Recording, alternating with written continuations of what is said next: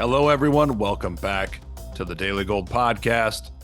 This video is being recorded on the afternoon of Wednesday, July 31st, 2024. It's our end of the month wrap up with Vince Lanci. He is an adjunct professor at UConn, also writes the Gold Fix publication on Substack, and he's with Echo Bay Futures. Vince, thanks so much for joining me as always. Let's wrap up the month of July. Just an interesting month. I mean, we had the hard sell-off across the space about 2 weeks ago, but that has not affected gold and the miners that much, whereas it has affected silver. So you have lasting technical damage in silver, I would say. I got the figures here. You gave them to me for the month. So gold's up about 5% on the month. Silver was down 0.5%, so almost unchanged. But if you look at the miners, GDX up nearly 12% on the month. GDXJ about 10% higher on the month. And then the silver stocks, SIL up 10% on the month. SILJ, the silver junior, is not a widely traded or followed ETF. That was up almost 12% on the month. So the real loser on the month was silver. Everything else, you look at the monthly candles, they look pretty good. I'm looking at GDX. We have a monthly breakout on the monthly candles, a new 4-year high. First things first, let's talk about gold and silver. I know you want to talk about the monthly candle in gold, which looks pretty good.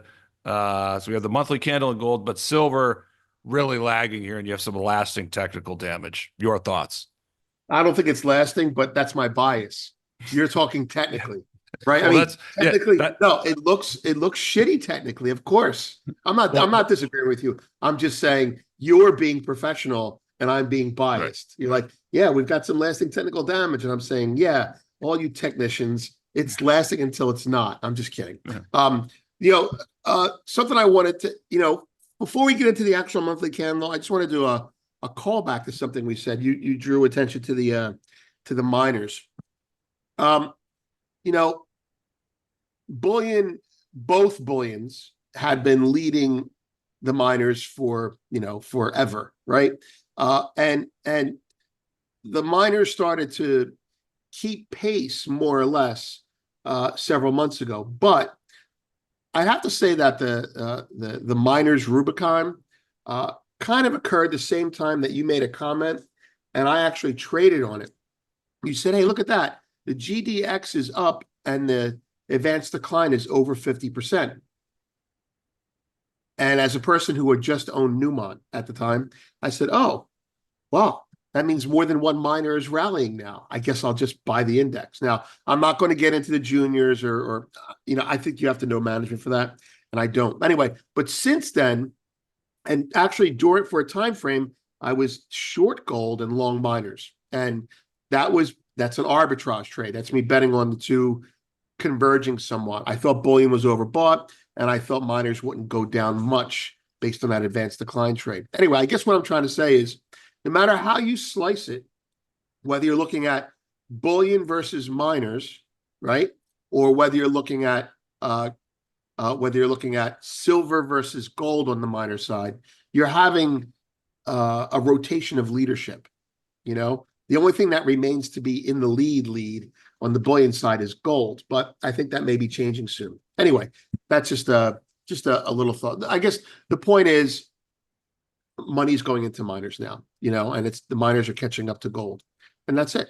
Silver, by contrast, is suffering under the weight of many different temporary but important drivers, which we'll get into. But yeah, let's look at the candles first, right? It's the end of the month. So what do we think? Right. Well, in gold, and we're looking at the cash gold market because you have the contract rollover. So if you're looking on stock charts and other platforms, you are going to see some inflated strength in those candles because of the contract rollover day or two ago. So if you look at the gold cash market, I'm looking at barchart.com. That's still a pretty strong candle where gold, a couple of days ago, of course, we're coming into the month, technicians like me, we always get worried about that. Are they going to knock it down and leave that Right. shitty looking candle so gold will be sold the next month? But no, last couple of days, gold firms up even in the cash market. That is a strong candle, Vinny, much stronger than the previous 3 months, which I know you have a new comment on. Yeah, yeah. When we had done these first of all, let me just recap, to try and paint a picture if there's not a chart available for people when they're seeing this.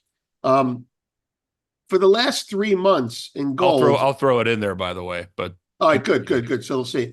So if you look at the last, say, 3 months before, April, May, and June, what you saw is a long wick above on those months. Now, all three of those months actually had higher closes.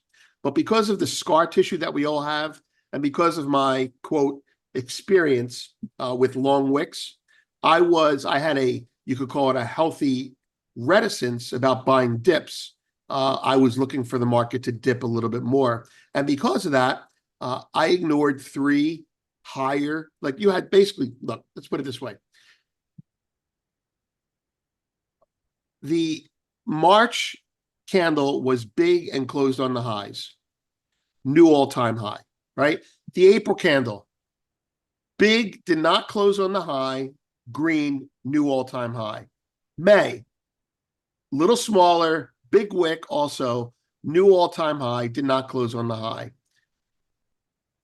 June, basically a doji candle for the month, really looked like the market was done, like that was it. It's the first wick that wasn't even higher. And so over the last 4 months, we have been, I guess, to when I say we, I mean me. I know that you looked at it as well, but those were objectively good candles, and I was reticent to just be outrageously bullish, and so that's why I bought miners and not bullion, because I'm a bullion person. However, this month we have the candle that you described. We have the candle that basically puts in a new all-time high and closes well above the previous all-time high, which was in June or maybe May. So that's the picture being painted. The story that I want to tell is this. For the last, going back to December 4th, when gold smoked higher and then got slammed. Ever since then, the gold market has felt like it has been in a capped environment. And I've used the word capped a lot. I've used it with you before. Capped, kept in a range, not allowed to go up too fast. We don't care how high it goes. We just care how fast it goes. Those are phrases that you'll hear me say. Michael Oliver used another phrase in one of his reports about, I don't know, about 3 weeks ago. And he said, he alluded to it as something like a fist is keeping it in place, right? And he wasn't alluding to manipulation, but I went, yeah, that makes sense. The market is being kept in with a fist. And that, by the way, that story is the BIS keeping a lid on it. All they do is sell it. They sold it in December, right? If you go back to that chart, on a monthly basis, they sold it right before March and then right into March. They sold it in June, and they sold it in May. And the only time I think they didn't sell it is in the end of March. That's the only time they didn't sell it. So the BIS, I'm going to make the case. I've made it before, and I'll keep making it. The BIS's job is to keep the market orderly. They're like a market maker of last resort. They're like a circuit breaker. And part of their responsibility is to do that so others who really need to buy it can buy it. And who are those others? Central banks and bullion banks, and that has been a fist keeping this, like those months, April, May, and June, those were being kept in place with what I would characterize as a clenched fist. This month may be the fist unclenching. And so as long as the stock market doesn't get hit, I think the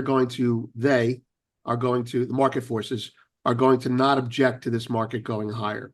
So I wouldn't be surprised if there's a 1 to 3 month pullback, but I am now firmly in the camp that I'm no longer 95% sure. I'm 99% sure that this market wants to go higher, has to go higher. And as we approach the BRICS deadline and the election, you're going to see increasingly resilient and impulsive and impatient buying between now and November. And so I think all dips have to be bought that don't settle below 22.95. That's my level. So that's it. I agree with you. Just a quick follow-up on that. Because I would think, I mean, in my view, which is a little different, if you get weakness in the stock market, I think that would be really bullish for gold. However, what you're saying, the BIS and these other forces, they absolutely don't want that to happen, because that's the last thing they want. They don't want to see the stock market sell off and then gold actually go up. That would be a real negative for Right. I mean, the BIS. So to your point, you're saying they in that scenario, people would sell gold naturally, or the BIS has the power to, to reclench its fist and yeah, exactly. make sure gold doesn't go up on stock market weakness. Right. Well, okay. Taking the tinfoil hat aspect out of it, which is my tinfoil hat. I want to clarify what you just said. You said I would think that if stocks went down, gold would go up, and I would say to you, there are going to be days like that, but they don't want there to be months like that. We have had a couple of days like that where it's like, look at that, gold's up 1% and stocks are down because tech is being sold. So there will be days of that. They'll tolerate days of that. They don't want to tolerate months of that. Now, what makes you right is if we are in an emerging stagflationary environment where inflation is here and the economy is not doing well, well, then you're not going to sell gold. You're just going to sell stocks. You are going to sell silver, which we'll come into in a minute, right? Okay, so in a stock dropping environment or a stock weakness environment, which we haven't seen in years, you're going to see selling come into gold for the right reasons. The economy's not doing so good. Stocks are coming off. The Fed's not going to ease. I think I'll sell some gold. And by the way, that also affects China if our economy is not doing well. So put it this way: if I have $1 billion in all the markets, I've got 800 million in stocks, right? 50 million in gold, 100 million in cash, and 50 million, I don't know, in Bitcoin or something. So when the gold market drops, when the stock market drops, that's me selling my 800 million. When the gold market drops, that's me selling my 50 million. However, who I am, the investor in the West especially, doesn't matter when the central banks aren't looking at the day or the month. They're looking at the decade. And so there's going to be selling at every financial moment, and there's going to be buying at higher levels than normal. So I agree with you. In a stagflationary environment, gold would be strong or higher with stocks down, a la the 1970s. But we're not in a stagflationary environment yet. That said, I don't think gold's going to go much lower if stocks are weak. Nobody wants to sell gold. Look at the geopolitical problems. Israel certainly is not helping. That's the thing about gold. The gold market has everything going for it in a negative way.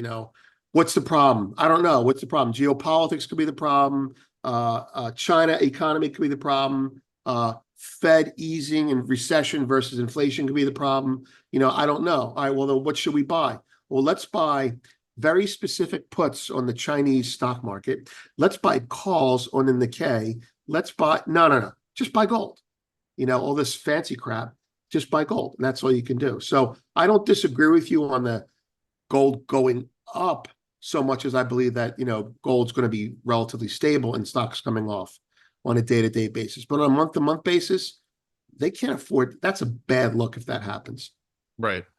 And just yeah, what one thing, because I don't want to belabor the point, but you because you mentioned if stocks go down, they're not, or they don't want to ease, or they're not going to ease. I think that was exactly true in 2022, which is why we had the stock market went down and gold sold off with the market. But now, if the stock market goes down, we know they have to cut. So that's if the market has a more than like a 10 or 12%, they're going to have to start cutting. And so that's Right. why No, I no, I agree. No, that scenario, by the way, that's a very likely scenario. If so, to just intertwine these two things, if stocks come off hard, why are they coming off? Because unemployment's upticking. Okay, so let's sell stocks and let's sell gold. Whoa, let's not sell gold, because what's the Fed going to do as a reaction to this? We are at the end of a cycle, and so they're more apt to ease if the stock market does come off. So I agree with you. So gold's going to go down, but I'm going to buy the dip. If gold doesn't go down, I'm still going to buy it. That's basically it. So yeah, it's a matter of how much they let it breathe. I agree with you. The reaction to a dropping stock market now, I can't believe we're saying this, it's at all-time highs. The reaction to a dropping stock market, or more specifically, the reaction to higher unemployment, will be a stock market that drops, which will be met with the Fed easing. They have the bullets ready to go. Now, they're not going to do it right now, but they're going to do it as soon as unemployment gets to 4.5%. Yeah. right now, I think we could talk a little bit about silver, but before we get into that, and this is pertinent to silver, because I want to talk about what you talked about at the beginning, and I'll bring silver into that because this has to do with technicals. And this is, even though we were skeptical about those monthly candles on gold as they were happening, I may have made the comment here, which I made in my premium service. Gold's coming out of this major breakout. So it puts in a couple bearish candles, but those are way more bearish when they follow a huge uptrend. So like when you're just breaking out and you're just starting to get going and you see a bearish candle, you can't read into that too much because of where the market is. It's completely different than if, we're talking 2 years from now and gold's at, 3,900 and it puts in a couple monthly bearish candles. That's completely different because it's double where it was a couple years ago. And so like I'm thinking about those bearish candles, and maybe something similar happened 2 weeks ago on the gold weekly, because 2 weeks, that's a really nasty candle in gold 2 weeks ago. The inverted hammer with a really long wick, that's a Yep. nasty bearish candle. But last week we had a relatively bullish hammer. This week we have a strong white candle, and engulfing everything. And looking at the cash, by the way, if I have it correct, this is an all-time high weekly close for gold. And so I'm thinking about those things. So then, because of those things, Vince, should I not read too much into the technical damage in silver? I guess based on what you were saying earlier, and I guess my own analysis of bearish candles, maybe I'm reading way too much into the bearish candles in silver. Well, I mean, look, I'm biased towards silver, but that's my genetics. My trading will tell me to be careful. All right, so first, before we get into why silver's weaker, I just want to address from a non-technical point of view that's actually not going to be much far off from you. Look, I'm genetically bullish silver, okay? But as a trader, this is what I'm saying. I'm saying this. If silver doesn't turn around and start to outperform gold to the upside, then as soon as gold stalls, someone's going to step on silver. Okay? So looking at them as a pair, not as one chart, like on the technical chart, the silver chart may just look like crap compared to gold. And I won't argue with you. That's not my discipline. However, I do know that, when the gold market gets going like this, if silver doesn't catch up, and we've seen silver catch up, and I mean the 4% day, the 5% day, the 7% day, until you have one of those, you can't be bullish silver, which obviously that's after the fact, right? So when you're looking at these as a paired trade, it's kind of like this. If I'm bullish gold, I buy gold. If I'm bearish gold, I sell silver. If I'm bearish gold, I sell silver, because silver will crack lower on a day-to-day chart, not month to month. On a day-to-day chart, if you want gold to go down, silver is going to go down first on a day-to-day chart, right? Now, what makes me, so I'm bullish silver, and I'm saying to you, if I'm bullish gold, I buy gold. If I'm bullish silver, I buy gold. And as soon as silver starts to outperform, I roll my gold longs into silver longs. Look at it as, I know a lot of your people are minor people. It's kind of like, I'm bullish gold. I buy gold, and as soon as it starts to do well, as soon as I see miners perk up, I'll roll my gold longs into miners. So it's kind of like the beta catching up. And there's a lot of evidence for this with silver over the years, as well as recently. Silver will lag in moves like this frequently. It lagged in a period from 2013 to 2017. I know I was on the wrong side of that trade. I was literally long silver and short gold between 2014 and 2017 on a biased trade. So I was in and out of it, but I constantly kept selling gold and buying silver and getting my ass handed to me. This time, because I have that wisdom now, or scar tissue, I'm not selling gold and buying silver. I'm waiting for gold to perform, and I want to see something that gets my interest up in silver, and I will just buy it. And it's going to happen. So what I'm saying to you is gold will be continuously bullish, and silver will be violently bullish with major pullbacks, which is what we're seeing. I mean, we saw that a couple months ago when silver ran up to 32. You know, that whole run up started in oh geez, what do I have here? I'm looking at the gold silver chart while I'm doing this. That May run up was shorts covering silver because it was undervalued. That was macro discretionary. So I mean, I guess I could put a finer point on it if you want. Why is silver weak? I guess is the next question you want to ask. Yeah, because I'll give you, and I mean, this is kind of a look, this is different than a historical market that we're in, but Right. because gold hasn't broken out against the 60/40 yet. But with regard to silver, because here is historically what happens: gold makes a breakout, silver starts warming up, then silver at some point makes a breakout. Then after that, silver should start to outperform. Silver was outperforming, but then we get this move in the gold silver ratios. I mean, it went from what, like 78 to or 76 to 85. I mean, that's been a huge snapback in the gold Yeah. silver ratio. So, It, I'd have to look historically and see if there's any parallels to this specific underperformance in the right. gold Right. silver ratio when gold is in blue sky territory. Right. Uh, but I mean, I'll just looking at silver, like I'm looking at the weekly. Okay, I'm looking at the cash chart, I think, and I'm looking at the weekly, and Right. this actually looks fine because the weekly support is at 28. And so silver last week basically closed at 28, and this week you have a strong candle. So, as long as silver holds above 28 on a weekly basis, it's fine technically. I mean, it's Right. default bullish. I see what you're saying. After the week that started on the 22nd, 2 weeks ago, that Yes. ugly red candle, after that, silver should be a lot lower. And it bottomed there, which is very strange for silver. And it's kind of like gold kept silver up. There's something I want to clarify so I don't sound too contradictory or too confusing. Intraday, when I look at the metals, I look at silver to lead gold. Okay. So if gold's unchanged in bid and silver's down a nickel, let's say, right? I want silver to uptick a penny, 2 cents, and then I'll buy gold because I know that silver, it's the pressure. Silver holds gold back right now.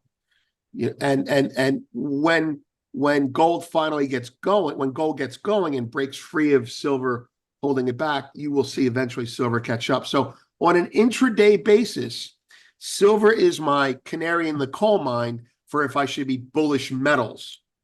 All right. And when I Yeah. get bullish metals, right now I buy gold. Now, zooming out to the perspective that we have for these conversations, silver is not leading gold at all. Gold is being bought by bankers. Gold is being bought by central bankers, not silver.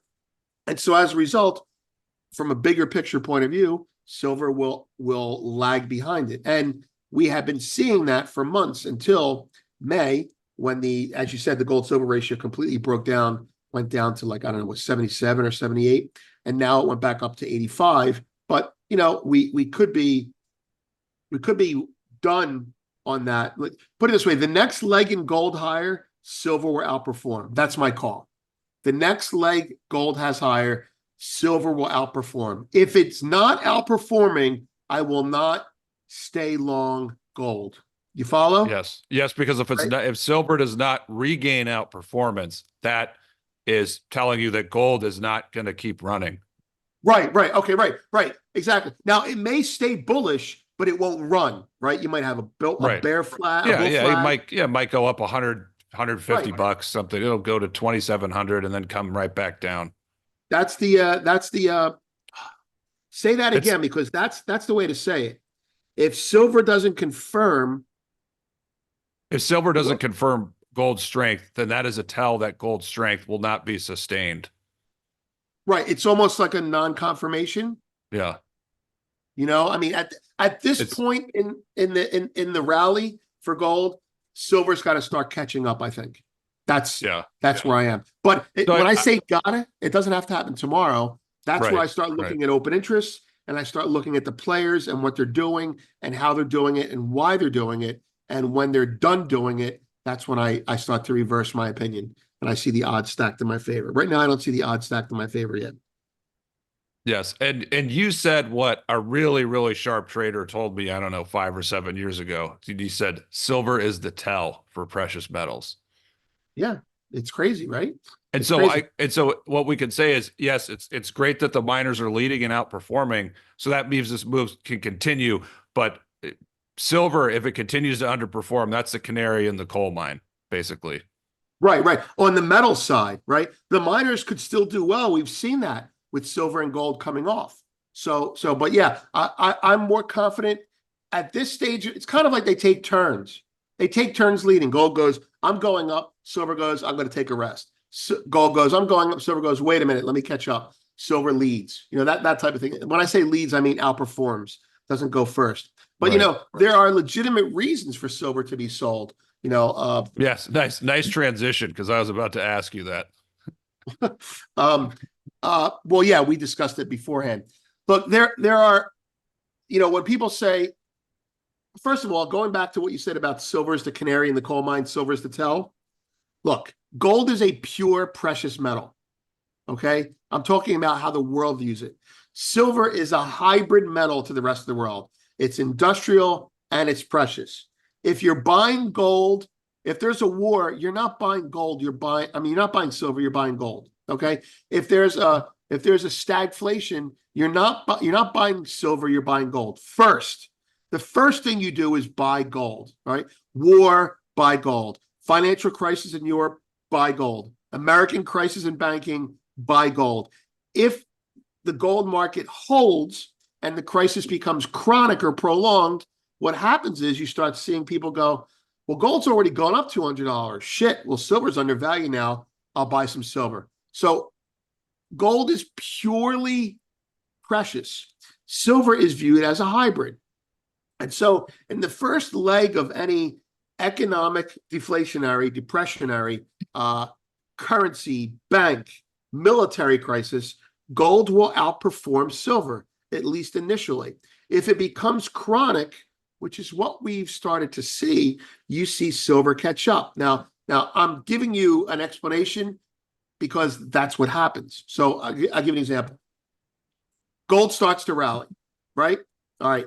Gold starts to rally. What's going on in China? Well, they're struggling. Well, if China's struggling, then maybe their economy is not doing well. If the U.S. economy is rolling over, forgetting about the potential for a Fed cut, right? If the U.S. economy is rolling over and I want to have my money in, and there's a problem in the Middle East, or there's a problem, like the Israel assassination of the guy in Tehran, I'm going to buy gold and I'm going to buy oil, right? Okay. So if China's economics are weak and I have a choice between buying gold and buying silver, I'm buying gold. In fact, I'm probably selling copper because China is a buyer of copper. They've been long copper. They've been hoarding copper. And Now they're selling copper. So if you look at silver, you say, silver's a little bit copperish. Maybe I don't want to buy silver this time. Maybe I want to sell copper and buy gold, or maybe I want to buy gold and sell silver. Fundamentally, that makes sense. So now you staying on China for a second. Now in the last 2 months, China's not buying gold. And so because China's not buying gold, you think gold would be weak. And it had been sideways, but still bullish, but someone else is buying it. They're not buying silver, right? They're not buying, at least they don't look like they're buying silver, right? So now you've got that reason for China. Then there's an uptick in Shanghai futures inventories for silver recently. That kind of scared me as a silver person going, well, shit, maybe China's going to start selling silver. If they can't install all these solar panels, if they're having a crisis, if the US is not going to ease, and if Japan is raising rates, maybe China's kind of screwed right now. So those are all the reasons to legitimately sell silver. My paranoid, my tinfoil hat stuff aside. We'll get to the tinfoil hat in a second. Now we go to the US. So that's China. That's Asia. I don't really have a comment on Europe, but in the US, there are two cohorts that sell silver right now. One is the fund manager, usually small funds, call them CTAs, that sell silver because they're long stocks. Crazy, but it's true. They're long stocks. They don't want to sell them. They don't want to have the capital gains taxes. So they'll sell silver because it's an economic metal. They'll sell more copper. They'll sell, iron. They'll sell anything they can that's economically oriented. And silver is on the cusp where it's actually very economically oriented. And so you'll see these CTAs pile into silver. Even as they're buying gold because of war risk, they will sell silver. Now, there are many examples of this I can give you, but I'm not going to do that right now. I just want to keep on this momentum. So you've got CTAs that will sell silver because of and copper because of economic reasons. They may or may not buy gold, but they're going to be selling silver and selling copper. And they are doing it not today, but they have been doing it for the last 2 weeks, selling copper, dragging silver down with it. The second cohort that will sell silver literally is the guy who has to buy gold. You're like, that makes no sense. Well, tactically speaking, if you need to bluff a pot and the market is thin and you have buying in gold underneath, you don't sell gold because you got to buy it back. You sell silver because on 100 contracts, you can move silver 30 cents. 100 contracts in gold, you can move gold 0 cents.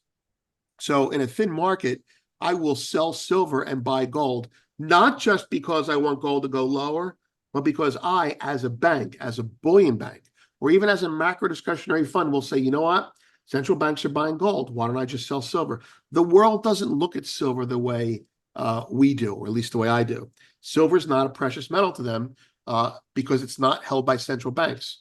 As a result of that, when it's like a Venn diagram, when the CTAs, when the small funds get short and the macro discretionary doesn't buy silver, let's say they're not selling, they're just buying gold right now, and the bullion banks get short a little bit of silver, at some point, gold rips.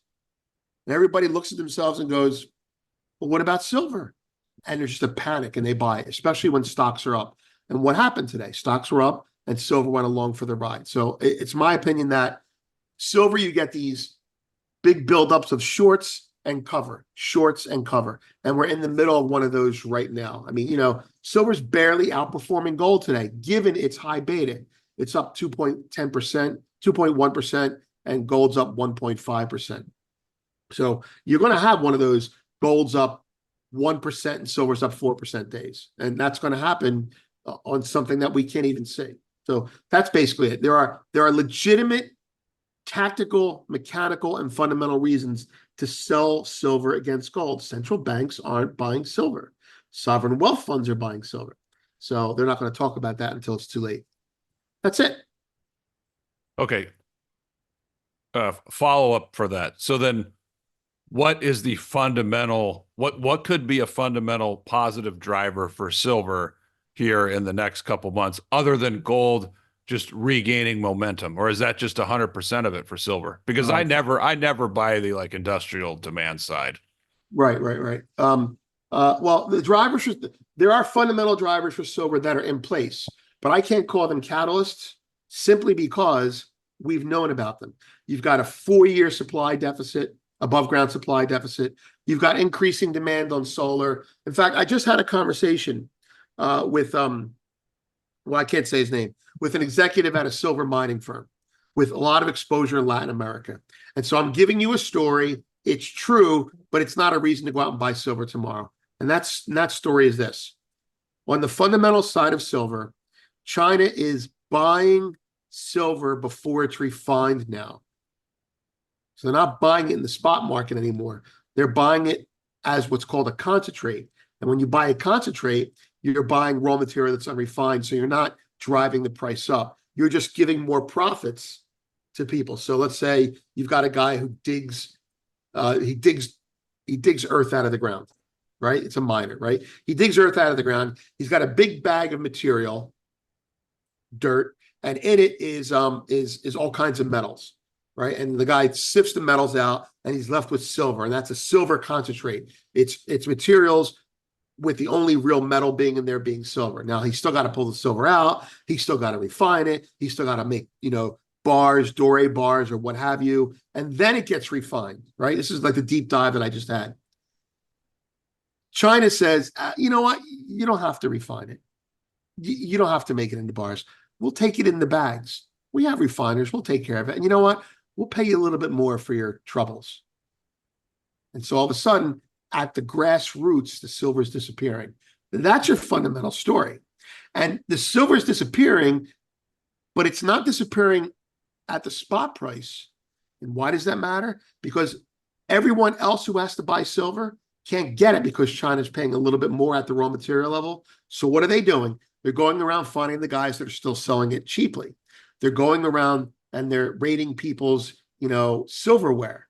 And when that above ground stock is run out, then this China buying materials and concentrate will hit the market. So there's your fundamental story. It's real. It's not going away. Save for a big deflationary crisis in China, it's not going away. And it will manifest when the above ground supply that everybody's offloading to cover the shortfall disappears. Now, I have a chart to that effect somewhere. I didn't make it up. It's a really good chart, though. But it shows that we're in like the 4th year of a deficit. And, either they come up with technology to make silver obsolete, or the price of silver is going to go up. So that's one of the reasons that, my silver position has grown over the last 2 years. But it's a patient position. Does that answer your question or help a little bit? Yeah, it does. Okay, Professor, we got to wrap this up. I know you got to run, but is there anything else we have to add that we didn't cover? Yes, the professor stuff. Yes, I am an adjunct professor. I appreciate that. But I want to announce something here. This is about the economy, right? This will appeal to your politically right people. As an adjunct professor, tenured professors, they get preference. And recently, universities are losing students, especially in the MBA programs. And so the adjunct professor, the guy like me, who does it for fun, does it part-time, who does it cheaper, they don't have work for me because all their tenured professors need to work or they get fired. It's a union. Anyway, I guess what I'm saying is universities are in trouble because they have to take the high-cost union employee over the lower cost, in my opinion, in many ways, better employee. Anyway, I guess because I'm hiring an intern now, and I'm hiring an intern from the university that I teach at. So I'm laid off as an adjunct professor, Jordan. So I guess I'm the former professor. Anyway, I just think it's interesting economically. All right. Well, once a professor, you're always a professor. So you're never going to lose the title. Exactly. I appreciate it. No, I just wanted to share that because the economy really is splitting. Universities are down ticking, financial companies are down ticking. Manufacturing, even though it doesn't look it, is upticking. The whole economy is really split, man. Nobody's going to McDonald's, but everyone's buying houses. Nobody's going to universities anymore, but everyone's learning a trade. It's becoming very palatable, very palpable, I should say, at our level. That's it. All right. Well, I guess that, I guess that means more time to do interviews like this. A Oh little bit God, more time at least. exactly. So give me some levels. Now, this is me asking you as a technician. Give me some levels. Give everyone Oh, some. okay. We didn't talk about this, but I'm waiting for stock charts to update, but Right. usually it's like another 30 minutes. But we didn't talk about this. Gold against the S&P 500. I'll throw this chart up. So at least yesterday that closed at 0.45. That has really big resistance at 0.50. Now Right. I think today it's higher. How did the S&P do today? The S&P 500 outperformed gold. By the way, Oh, that's why they okay. don't care. As long as it outperforms gold, they don't care about gold. It's up 2.22%. It's Okay, ridiculous. so anyway, gold against the S&P traded, I mean, around 0.45. There is big resistance at 0.50. Now that Hold on. would You keep saying it. I'm going to try and type it up so I can see it okay. with you. Gold against the S&P 500, big resistance at 0.50. Yesterday that closed at 0.45. So it's like 9% away from that big resistance.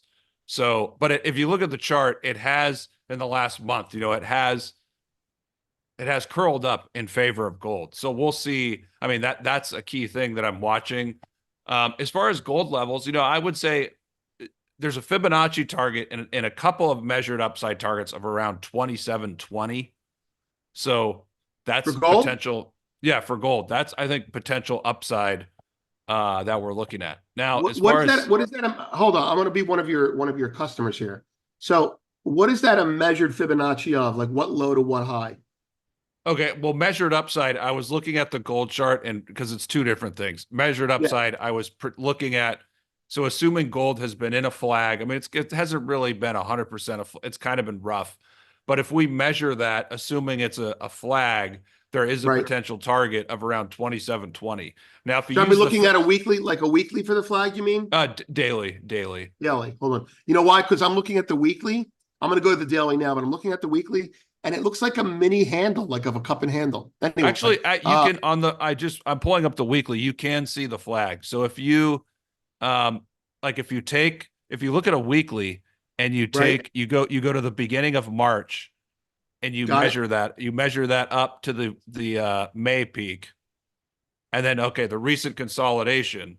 So if that's a flag, you take the first move, which is about I don't know, 375 or something like that. And then Right. you measure that from the potential breakout point. It's a little rough. Um, but if you measure that from the breakout point, I think it gets you it might be better on the daily, but I think it gets you to about 2720. Hold on. Also, So you're saying a rising flag, right? Is that what you're saying? no, I'm just saying a bull flag. Literally a bull flag Yes. on a weekly. Okay. All right. I mean you can see it on the weekly. I mean you could on the daily it's more rough. Oh, I see. Let's I see. see it. Right. On the weekly, you're saying it basically goes from March uh through through May.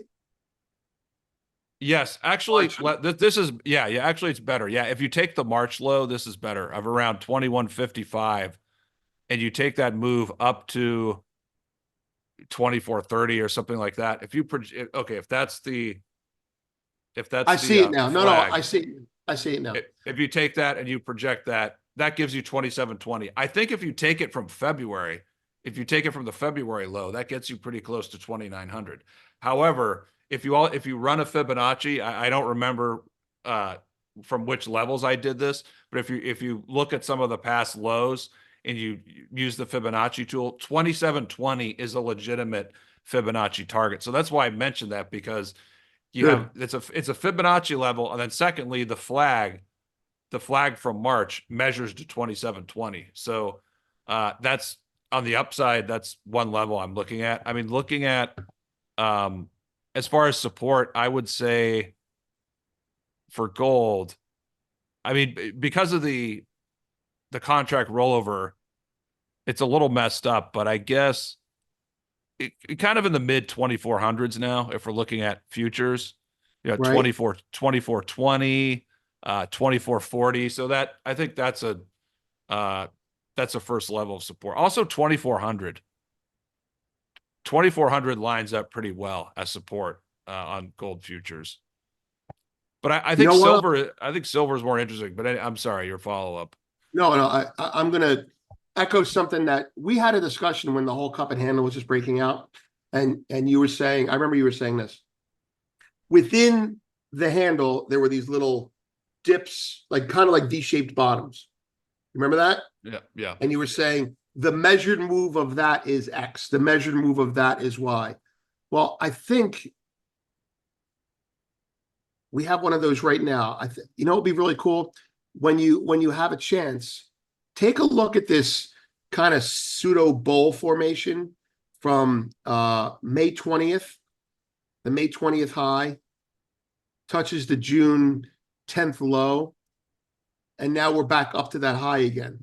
It's kind of like you would say to me, if we were looking at this chart, you would say the measured move from 2450 to 2275, which was the low in June. 2280. You add that to 2450 and you get 25, 2650, 2700. So, Yeah, I see what you're saying. So it's like a rising you have a rising cup there. A it goes like slightly this. It goes swoop. And then you would say to me, see that? If we break out of that, that should be extended that amount. And that right. looks like we're on the cusp of that as well. All right. So 2720 is the next Upside. spot we should be looking at. Yes. What Now about for what about I mean, silver's more interesting because, of course, it depends. Are we going to see silver regain outperform? I'm looking at 30 right now. I mean, well, actually 29. You know, right? 29 is an important level, and then 32. If you're looking at the weekly, I think it's 32. Yeah, the 32 on the weekly. So that's really the question. So if gold is to run to 2720, you would think silver could retest that resistance close to 32. Right, right, But right. Good. maybe perhaps gold needs to go above that 27 target to pull silver above 32 because 32 is really stiff resistance. You have some hard selling there multiple times. Right. It kind of looks like, I mean, I'm just eyeballing it, right? But it's really not easy to see for me.